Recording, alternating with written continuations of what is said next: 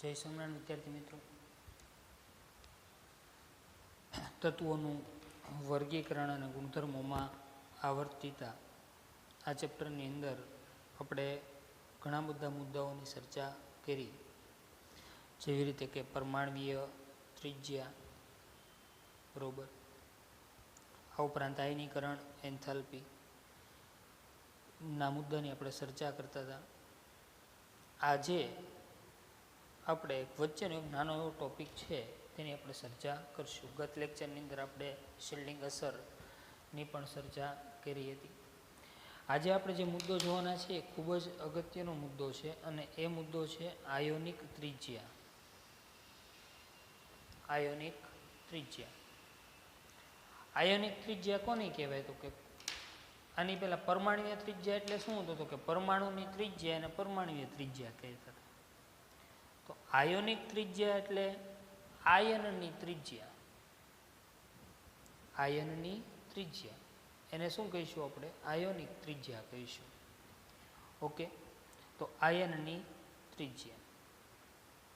હવે આપણને ખબર છે કે આયનો આપણી પાસે બે પ્રકારના હોય, કાં તો ધન આયન હોય ને કાં શું હોય? ઋણ આયન. ઓકે, આયન ક્યારે બને એની પણ આપણે વિગતે ચર્ચા કરીએ. પહેલાં તો બે આયનો એની આપણે વાત કરીએ. પોઝિટિવ આયન, જેને ગુજરાતીમાં આપણે ધન આયન કહીએ છીએ, અને નેગેટિવ આયન, એને આપણે શું કહીએ છીએ? ઋણ આયન કહીએ છીએ. ઓકે, ધન આયન અને ઋણ આયન. હવે ધન આયનને કેટાયન પણ કહેવાય છે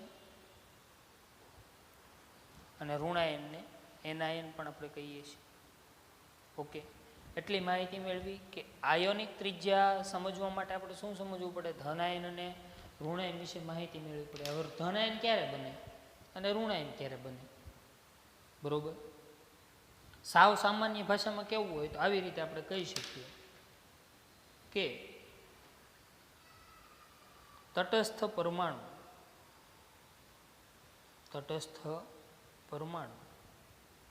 ઇલેક્ટ્રોન ગુમાવે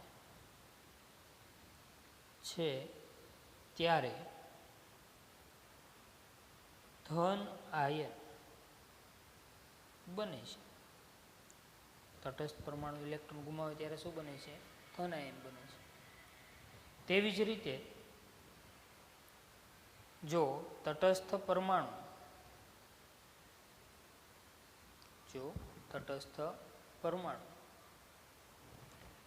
ઇલેક્ટ્રોન મેળવે ત્યારે ઋણ આયન બને છે. તો એ બે બાબતની ચર્ચા કર્યા બાદ, બરોબર, આયોનિક ત્રિજ્યાનું માપન મારે કરવું હોય તો સૌથી પહેલાં તમારે ધન આયન અને ઋણ આયન વિશે માહિતી મને મળી જાય તો બહુ સરળ પડે. પરમાણ્વીય ત્રિજ્યાની જેમ આયનીય ત્રિજ્યા છે એનું માપન કરીએ છીએ, પણ એના માટે કઈ પદ્ધતિ વપરાય? ક્ષકિરણ અને સ્પેક્ટ્રોસ્કોપિક પદ્ધતિ. તો આયોનિક ત્રિજ્યાનું માપન કરવું હોય તો ક્ષકિરણ અથવા વર્ણપટદર્શકી પદ્ધતિને આપણે અંગ્રેજીમાં સ્પેક્ટ્રોસ્કોપિક પદ્ધતિ કહીએ છીએ અને ક્ષકિરણ એટલે એક્સરે પદ્ધતિ. Okay, x ray method and spectroscopic method. Okay, આ મેથડ દ્વારા આપણે આયોનિક ત્રિજ્યા એટલે આયનની ત્રિજ્યા માપી શકીએ. બરોબર, હવે એને થોડુંક સારી રીતે સમજવા માટે આપણે અહીંયા એક ઉદાહરણ લઈએ. ચલો, સોડિયમ ક્લોરાઇડ NaCl. અહીંથી આયનો છૂટા પડે તો Na+ અને Cl-. તો સોડિયમ આયન અને ક્લોરાઇડ આયન, આ બંને આયનો છે એની આયનીય ત્રિજ્યાનું માપન આપણે કરવું હોય તો આપણે ક્ષકિરણ વર્ણપટદર્શકી પદ્ધતિનો ઉપયોગ કરીએ. ધારો કે આ સોડિયમ આયન છે અને બાજુમાં આ કયો આયન છે? તો કે ક્લોરાઇડ આયન છે. તો આ સોડિયમ આયન અને ક્લોરાઇડ આયન, એના બંનેના પરમાણુ કેન્દ્ર વચ્ચેનું શું માપવામાં આવે? અંતર. અને ત્યારબાદ નક્કી કરવામાં આવે. ઓકે, કઈ પદ્ધતિ દ્વારા? ક્ષકિરણ વર્ણપટ અને ક્ષકિરણ પદ્ધતિ અને વર્ણપટદર્શકી પદ્ધતિ દ્વારા શું નક્કી થાય? આયનીય ત્રિજ્યા. એટલે આયનીય સ્ફટિકોના ધન આયન અને ઋણ આયન ઉપરથી પણ આયનીય ત્રિજ્યા નક્કી થઈ શકે છે. ઓકે, હવે આપણે ધન આયનની વાત કરીએ. ધન આયન ક્યારે બને છે ભાઈ? તો મેં હમણાં કીધું તટસ્થ પરમાણુ ઇલેક્ટ્રોન ગુમાવે ત્યારે ધન આયન બને છે. ધન આયનને શું કહીશું આપણે? પોઝિટિવ આયન, અથવા આપણે શું કહીશું? કેટાયન પણ કહીએ છીએ. આ બાબત ખાસ ધ્યાનમાં રાખશું. ઓકે, ચલો હવે ધન આયન બને. આપણે અગાઉ બેઝિક કેમિસ્ટ્રીની અંદર મેં ઉદાહરણ લીધું હતું, એમાંથી એક ઉદાહરણ લઉં. ચલો, સોડિયમ પરમાણુ છે. આ સોડિયમ પરમાણુ છે, એમાંથી સોડિયમ આયન બને. હવે સોડિયમ છે બરોબર, એની સામાન્ય ઇલેક્ટ્રોનની રચના શું છે? તો કે 2 8 1. હવે આપણને ખબર છે સોડિયમને નજીકના નિષ્ક્રિય વાયુ જેવું બનવું હોય તો કેટલા ઇલેક્ટ્રોન ગુમાવવા પડે? તો કે ભાઈ 1 ઇલેક્ટ્રોન ગુમાવે ને સોડિયમ, તો નિયોન જેવી ઇલેક્ટ્રોનની રચના પ્રાપ્ત થઈ જાય. તો સોડિયમ 1 ઇલેક્ટ્રોન ગુમાવી દે. હવે 1 ઇલેક્ટ્રોન ગુમાવે એટલે એની ઇલેક્ટ્રોનની રચના શું થઈ? તો કે 2 8. કોના જેવી થઈ ગઈ? નિયમ. ઓકે, હવે બીજી ખાસ બાબત, હવે જ્યારે સોડિયમે ઇલેક્ટ્રોન ગુમાવ્યો નહોતો ત્યારે સોડિયમનો પરમાણુ ક્રમાંક 11, તો 11 પ્રોટોન ને 11 ઇલેક્ટ્રોન હતા. પરંતુ જ્યારે સોડિયમ 1 ઇલેક્ટ્રોન ગુમાવી દે છે એટલે એની પાસે વધ્યું શું? તો કે 11 પ્રોટોન અને 10 ઇલેક્ટ્રોન. શું વધી ગયો? કયો વીજભાર વધી ગયો? તો કે ભાઈ ધન વીજભાર વધી ગયો. કેટલો વધ્યો? તો કે +1. આને આપણે ચોકલેટના ઉદાહરણ દ્વારા સમજીએ. ધારો કે મારી પાસે 11 ડેરી મિલ્ક છે અને 11 પર્ક છે. ઓકે, તો હવે હું એમાંથી એક પર્ક આપી દઉં તો હવે વધ્યું શું મારી પાસે? ફરીથી બોલું, મારી પાસે 11 ડેરી મિલ્ક છે ને 11 શું છે? પર્ક. હવે એમાંથી હું એક પર્ક આપી દઉં તો હવે મારી પાસે વધ્યું શું? બીજાને આપી દઉં હું તો એક પર્ક, વધ્યું શું? તો કે 11 ડેરી મિલ્ક ને 10 પર્ક. તો કોની સંખ્યા વધી? તો કે ડેરી મિલ્કની. કેટલી વધી? 1. તો અહીંયા પ્રોટોનની સંખ્યા +1 વધી, એટલે પ્લસ વધી એટલે ધન વીજભાર વધી ગયો. ધન વીજભાર વધ્યો એટલે સોડિયમ ઉપર +1 આવે, એટલે આ ધન આયન બન્યો કહેવાય. તો કોઈ પણ તટસ્થ પરમાણુ, જો આ તટસ્થ પરમાણુ શા માટે? કારણ કે અહીંયા ઇલેક્ટ્રોન ગુમાવ્યો નથી, બરોબર. ધન આયન પાછો પોતાનો ઇલેક્ટ્રોન ગુમાવી દે તો ધન આયન જ રહી. પણ ધન આયન બનવા માટે પાયાની શરત એ છે કે ઇલેક્ટ્રોન ગુમાવવો જરૂરી છે. ઇલેક્ટ્રોન ગુમાવવા વગર ધન આયન પ્રાપ્ત થઈ શકે નહીં, ધન આયન મળી શકે નહીં. ઓકે, ચલો ત્યારબાદ આપણે આગળ બીજું એક એક્ઝામ્પલ લઈએ, ઋણ આયન. તો ધન આયન વિશે આપણને માહિતી મળી ગઈ. પ્લસ શું કામ આવે? +2 હોય તો એનો અર્થ શું થાય? કે એણે 2 ઇલેક્ટ્રોન ગુમાવ્યા છે. +3 હોય તો એનો અર્થ શું થાય? તો કે એને 3 ઇલેક્ટ્રોન ગુમાવ્યા છે. ઓકે, એના એક્ઝામ્પલ જોવો હોય તો જોઈ શકીએ. જો અહીંયા મેગ્નેશિયમ +2, કેટલા ઇલેક્ટ્રોન ગુમાવ્યા છે? 2. મેગ્નેશિયમનો પરમાણુ ક્રમાંક 12 છે તો એની પાસે 12 પ્રોટોન ને ઇલેક્ટ્રોન કેટલા હશે? 10. એલ્યુમિનિયમનો પરમાણુ ક્રમાંક કેટલો છે? 13. એલ્યુમિનિયમની સામાન્ય ઇલેક્ટ્રોનની રચના 2 8 3. એલ્યુમિનિયમ 3 ઇલેક્ટ્રોન ગુમાવે તો અહીંયા કેટલા આવશે? +3. કેમ? કારણ કે એલ્યુમિનિયમમાં 13 પ્રોટોન ને 10 જ ઇલેક્ટ્રોન વધશે, કારણ કે એને 3 ઇલેક્ટ્રોન ગુમાવી દીધા છે. આવી રીતે સિલિકોન લીધું હોય તો કેટલા ઇલેક્ટ્રોન ગુમાવ્યા? તો કે 4. સિલિકોનનો પરમાણુ ક્રમાંક 14, પ્રોટોન 14, ઇલેક્ટ્રોન 14. ઓકે, ચલો ત્યારબાદ હવે ઋણ આયનની વાત કરીએ. તો કે તટસ્થ પરમાણુ ઇલેક્ટ્રોન મેળવે ત્યારે શું બને છે? ઋણ આયન. ઓકે, ચલો હું એનું ઉદાહરણ લઉં, ફ્લોરિન. ફ્લોરિનનો પરમાણુ ક્રમાંક 9. ફ્લોરિનની સામાન્ય ઇલેક્ટ્રોનની રચના 2 7. હવે ફ્લોરિનના નજીકના નિષ્ક્રિય કોણ છે? તો કે નિયોન, 10મો નંબર. એના જેવું બનવું હોય તો 1 ઇલેક્ટ્રોનની જરૂર છે. તો ફ્લોરિન 1 ઇલેક્ટ્રોન મેળવશે. 1 ઇલેક્ટ્રોન મેળવે. 1 ઇલેક્ટ્રોન મેળવે તો ફ્લોરિન છે બરોબર, એમાંથી ફ્લોરાઇડ આયન બની જાય. એની ઇલેક્ટ્રોનની રચના શું થાય? 2 8. હવે તેની અંદર પ્રોટોન ને ઇલેક્ટ્રોન ગણો તો અહીંયા જો 9 પ્રોટોન હતા અને 9 શું હતું? ઇલેક્ટ્રોન. હવે જ્યારે અહીંયા 1 ઇલેક્ટ્રોન મેળવે એટલે 1 ઇલેક્ટ્રોન વધી ગયો તો કે અહીંયા શું થયું? તો કે 9 પ્રોટોન અને 10 ઇલેક્ટ્રોન. કોની સંખ્યા વધી ગઈ? ઇલેક્ટ્રોનની. કેટલી વધી? 1. તો કયો ઇલેક્ટ્રોન ઉપર કયો વીજભાર હોય? ઋણ વીજભાર. તો અહીંયા શું આવશે? -1. તો અહીંયા કયો આયન બન્યો? Fluoride ion. તો કોઈ તત્વ છે ઋણ આયન બનવા માટે પાયાની શરત તો કે ઇલેક્ટ્રોન મેળવે. તો આ ઇલેક્ટ્રોનની આપલેની ઘટના છે. ઓકે, હવે એને આયનીય ત્રિજ્યાનું શું લાગે વળગે? એને ઘણું બધું લાગે વળગે ભાઈ. બરોબર, એક લીટી હું લખું એટલે તમે સમજી શકો કે જનક પરમાણુ કરતા તેનો ધન આયન નાનો હોય છે. જનક પરમાણુ કરતા તેનો ધન આયન કેવો હોય? નાનો. અહીંયા સોડિયમ છે ને એ જનક પરમાણુ છે. આ સોડિયમ છે એ શું છે? જનક પરમાણુ. એમાંથી ઉત્પન્ન થાય છે ને સોડિયમ આયન, તો સોડિયમ આયન છે. તો સોડિયમ આયન, તો આ બંનેમાં કોની ત્રિજ્યા, કોણ નાનું છે? તો કે સોડિયમ આયન. કોના કરતા? જનક પરમાણુ કરતા. ઓકે, ધન આયન માટે આ લાગુ પડે. જનક પરમાણુ કરતા તેનો ધન આયન કેવો હોય છે? નાનો હોય છે. અને સારી રીતે સમજવું હોય તો આપણે અહીંયા જુઓ, એને સમજવાનો પ્રયત્ન કરીએ આપણે, બરોબર. ચલો, સૌથી પહેલાં તો હું સોડિયમ માટે લખું. ચલો, સોડિયમનું પરમાણુ કેન્દ્ર હોય એમાં 11 પ્રોટોન હાજર છે. ચલો, પહેલી કક્ષા, બીજી કક્ષા અને ત્રીજી કક્ષા. પહેલી કક્ષામાં કેટલા ઇલેક્ટ્રોન છે? તો કે 2. બીજી કક્ષામાં 8 અને ત્રીજીમાં 1. 2, 8, 1. હવે સોડિયમ છે એને 1 ઇલેક્ટ્રોન ગુમાવ્યો છે, એટલે શું થયું? 2, 8, 1 હતું. તો કે હા. ઉપરાંત શું હતું? તો કે 11 પ્રોટોન અને 11 ઇલેક્ટ્રોન. ઓકે, હવે સોડિયમ 1 ઇલેક્ટ્રોન ગુમાવી દીધો, તો હવે શું થયું? તો કે સોડિયમ પહેલી કક્ષા, બીજી કક્ષા અને ત્રીજી કક્ષા. ત્રીજી કક્ષા ઓલરેડી ખાલી થઈ ગઈ છે. હવે 1 ઇલેક્ટ્રોન એને શું કરી દીધો છે? ગુમાવી દીધો છે.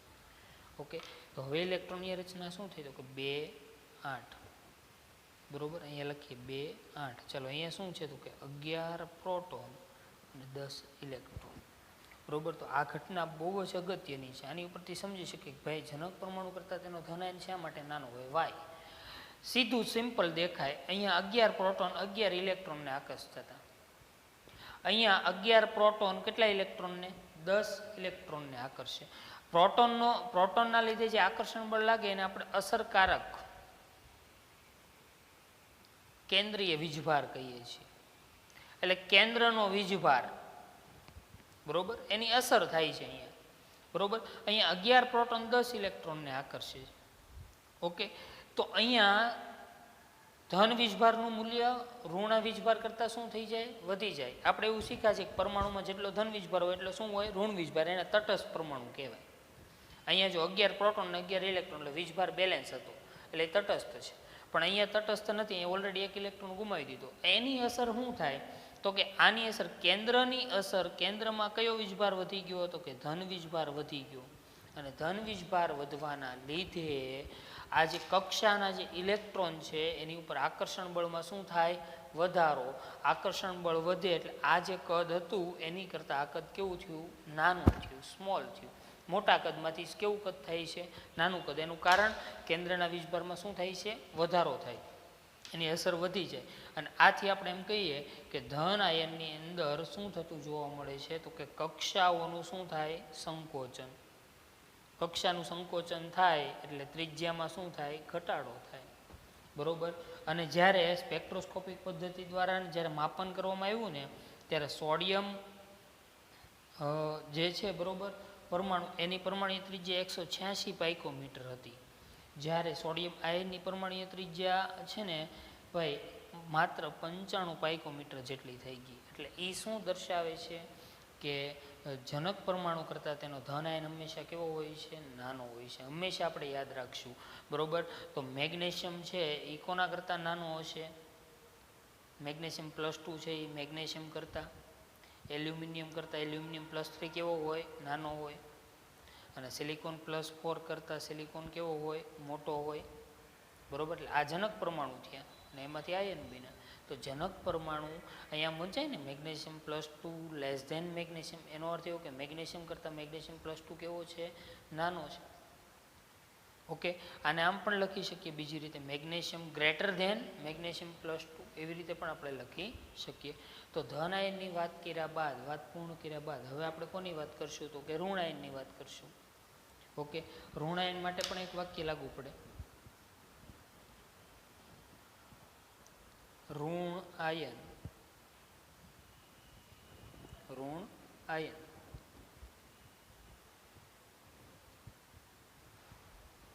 તેના જનક પરમાણુ કરતા મોટો હોય છે. શા માટે આવું થાય છે? ઓકે, એની આપણે ચર્ચા કરીએ. ચાલો, ફ્લોરિનનું જ ઉદાહરણ આપણે ઉપર લીધું, એ જ ઉદાહરણ દ્વારા આપણે સમજવાનો પ્રયત્ન કરીએ. ચાલો, ફ્લોરિન છે એને આપણે દર્શાવીએ. તો ફ્લોરિનનું પરમાણુ કેન્દ્ર પહેલી કક્ષા અને બીજી કક્ષા. ચલો, પહેલી કક્ષામાં કેટલા ઇલેક્ટ્રોન છે? 2, અને બીજી કક્ષામાં કેટલા છે? 7. ઓકે, હવે ફ્લોરિન શું કરે છે ભાઈ? એક ઇલેક્ટ્રોન મેળવે છે. અહીંયા ફ્લોરિનની ઇલેક્ટ્રોનની રચના શું હતી? તો કે 2, 7 હતી. હવે અહીંયા ફ્લોરિન એક ઇલેક્ટ્રોન મેળવે છે, એક ઇલેક્ટ્રોન મેળવે તો ફ્લોરિન પાસે ઇલેક્ટ્રોન કેટલા છે? 2 ને આ 2 8 થઈ ગયું. તો કે હા, ઇલેક્ટ્રોનની રચના આવી રીતે દર્શાવશો ફ્લોરિન.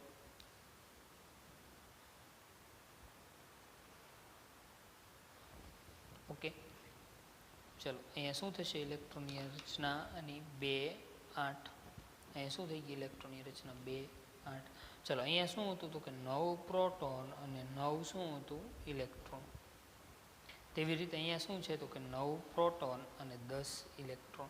અહીંયા કયો વીજભાર વધી ગયો? તો કે ઋણ વીજભાર. એક ઇલેક્ટ્રોનનો ઋણ વીજભારમાં શું થયું? વધારો. આ ઋણ વીજભાર વધવાના લીધે અસરકારક કેન્દ્રનો ધન વીજભારમાં શું થયું કહેવાય? ઘટાડો થયો કહેવાય. ઋણ વીજભારની સરખામણીમાં ઓછો કહેવાય.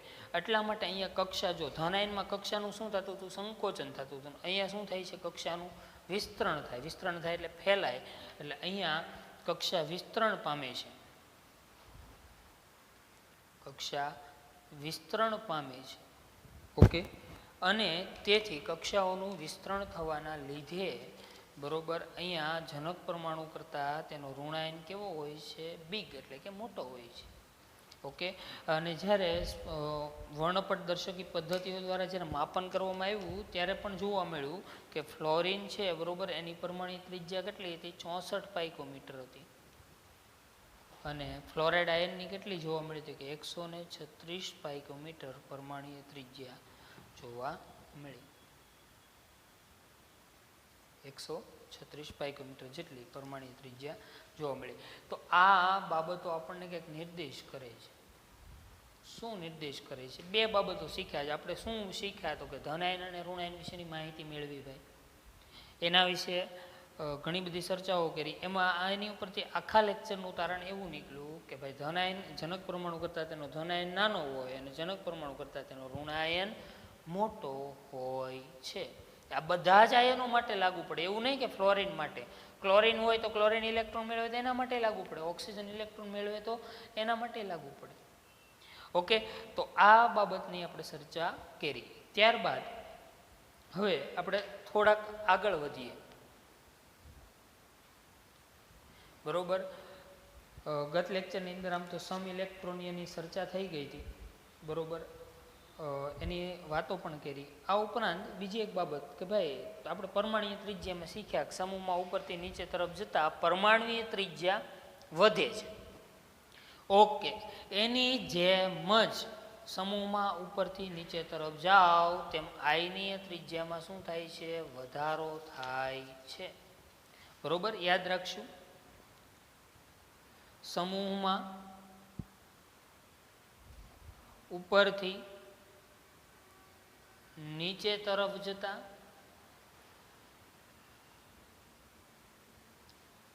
આયોનિક ત્રિજ્યા વધે છે. સેમ સમૂહમાં જે થતું હતું પરમાણુ ત્રિજ્યામાં એવી જ રીતે આયનીય ત્રિજ્યામાં થાય. ફોર એક્ઝામ્પલ, ઉદાહરણ તરીકે લઈએ. ચાલો અહીંયા જો લિથિયમ +1 આયન બને, સોડિયમ +1 બને, પોટેશિયમ +1. કારણ કે સમૂહમાં બધાની બાહ્યતમ કક્ષા સમાન હોય ઇલેક્ટ્રોન, એટલે બધા એક એક ઇલેક્ટ્રોન ગુમાવે. પોટેશિયમ, રૂબિડિયમ, અને સીઝિયમ. ચાલો, તો સૌથી મોટું કદ કોનું હોય તો કે સીઝિયમનું. કેમ? કારણ કે સમૂહમાં ક્યાંથી ક્યાં ગયા? ઉપરથી નીચે. તેમ આઈની ત્રિજ્યામાં શું થાય? વધારો. ચાલો, ચડતો ક્રમ લખવો હોય તો કેમ લખાય ચડતો ક્રમ? તો સૌથી નાનો તો કે લિથિયમ પ્લસ, એના કરતાં મોટો સોડિયમ આયન, એના કરતાં મોટો પોટેશિયમ આયન, એના કરતાં મોટો રૂબિડિયમ આયન, એના કરતાં મોટો સીઝિયમ આયન. ઓકે, ચાલો, એના માટે ઉતરતો ક્રમ લખવો હોય તો ઉતરતો ક્રમ એટલે શું થયું? મોટાથી નાનું. મોટાથી નાનું. ચાલો, મોટો કોણ છે? Caesium greater than rubidium plus, greater than potassium plus, greater than sodium plus, greater than lithium plus. Okay, તો આવી જ રીતે આવર્તમાં પણ થતું જોવા મળે. આવર્તમાં ડાબી બાજુથી જમણી બાજુ તરફ જતા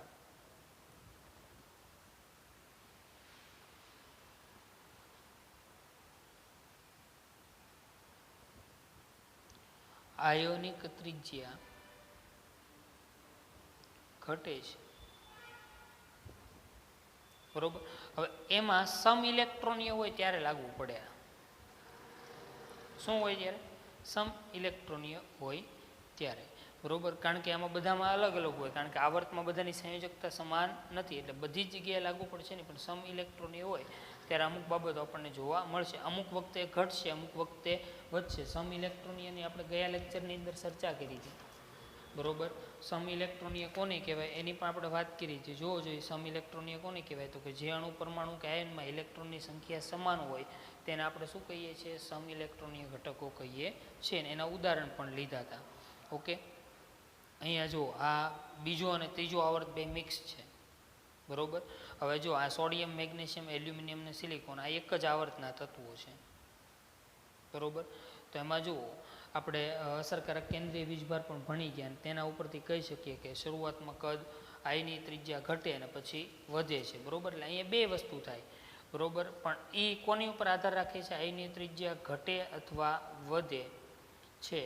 બરોબર. આપણે એવું કહીશું ઘટે છે અથવા વધે છે, બે વસ્તુ થઈ શકે. ઓકે, હવે આવર્તમાં આપણે ચર્ચા કરીએ એના માટે સમ ઇલેક્ટ્રોનીય બાબતોની આપણે અગાઉ ચર્ચા કરી ચૂક્યા છીએ. બરોબર. તો સમ ઇલેક્ટ્રોનીય કોને કહેવાય? તો તમને ખબર હોવી જોઈએ કે ઇલેક્ટ્રોનની સંખ્યા કેવી હોવી જોઈએ? સમાન. એને શું કહેવાય? સમ ઇલેક્ટ્રોનીય ઘટકો કહીએ છીએ. આ ઉપરાંત બીજું મેં શીખવાડ્યું હતું તમને કે જેમ ધન આયનના ધન વીજભારમાં વધારો થાય છે, જેમ ધન આયનનો ધન વીજભાર વધશે તેમ શું થશે? આયોનિક ત્રિજ્યામાં શું થશે? ઘટાડો થશે.